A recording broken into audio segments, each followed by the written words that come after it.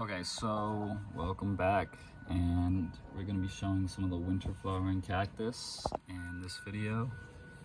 So right now it's late January or almost February. This is a Turbinicarpus, saueri variety serpenticulus.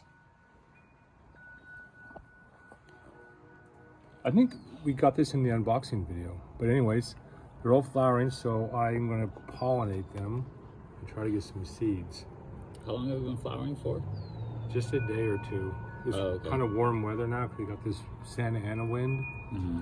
Most cactus, they seem asleep, but I think that a lot of the early ones will start to bloom early. Turbinicarpus jauernigii already flowered. They flower really early. They flower in the fall almost.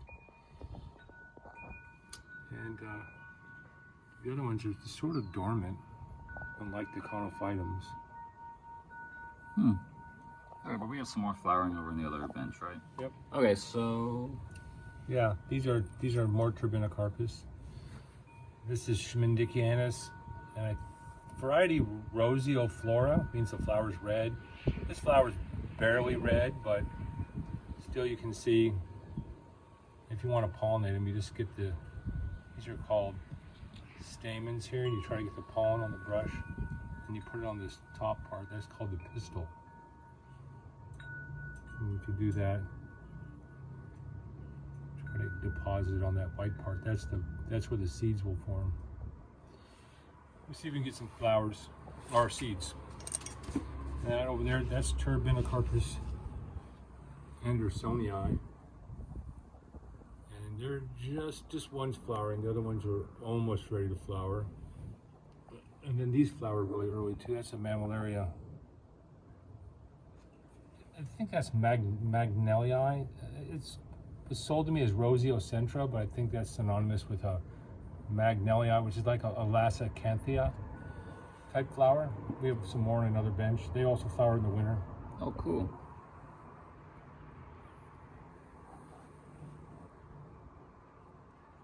Most cactus flower in the spring, but Some flower early. it's the desert, so they want to flower when it's not super hot. Because these are gonna waste moisture. You know, the plant right now is kind of in a drought state. Oh, okay. So this is a very old and large Mammillaria, Roseocentra, also known as magallanii. And there's some ones I grew from seed from this one when I crossed it with this one here, which I had to buy because they're not self-fertile. You have to cross them. These are some seed pods from last year, I think. He blooms very, very early. It's the end of January.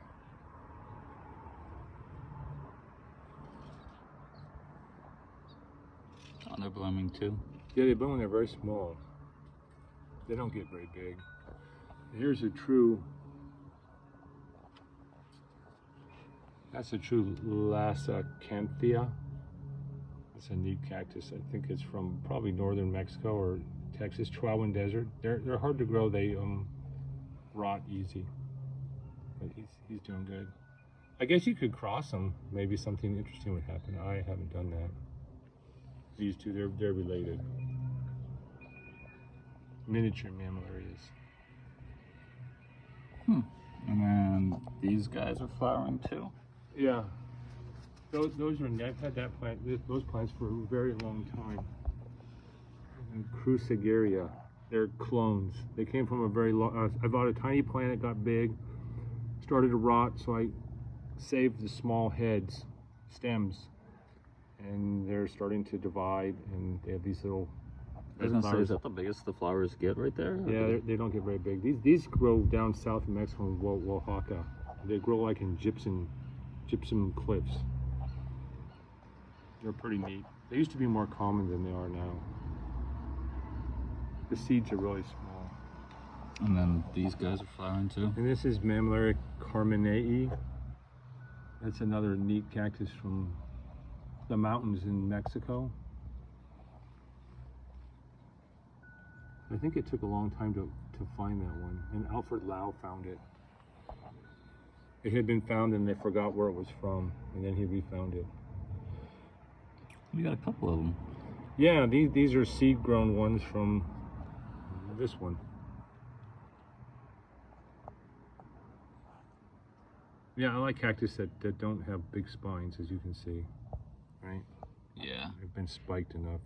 These are all starting. These little Turbinicarpus valdesianus, they're starting to barely get little flower buds. Oh wow, those are really tiny. These are some of the smallest cactus ever, yeah.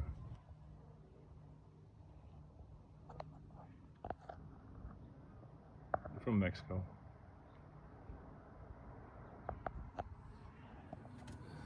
Yeah, these are neat. This is Mammillaria coelens. They have a great big taproot. I grew these from seed, and they flower early. Kind of a white flower. And that one's starting to flower. Yeah, he's got a bud.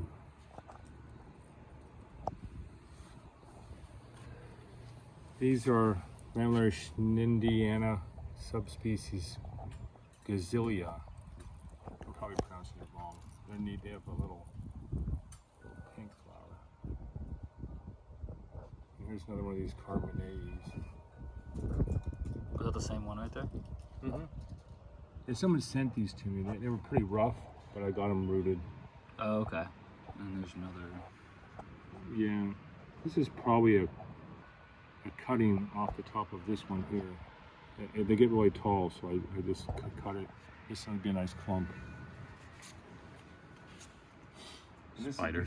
These ones are almost ready to flower. Which ones? These ones here. Turbinicarpus pseudopectinatus. Almost ready. Another week. And And that one? that's another one of those schneidianas. This is a bigger. I think they were cuttings he sent me. Oh, cool. I had to root them. Yeah, this is a pretty rare. This is a miniature Mammillaria Sanchez Mejarade. They don't get much bigger than that. He's got some nice blooms going. The seeds grow inside the body of the plant. I had other ones, but I transplanted them into some deaf soil and they all died. We talked about that.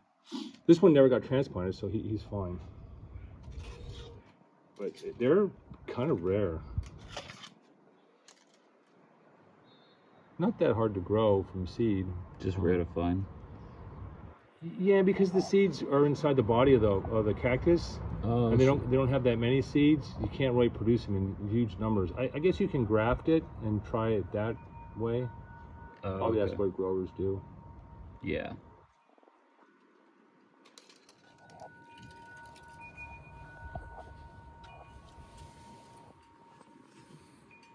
So this guy's ready to flower? Yeah, those little pink things.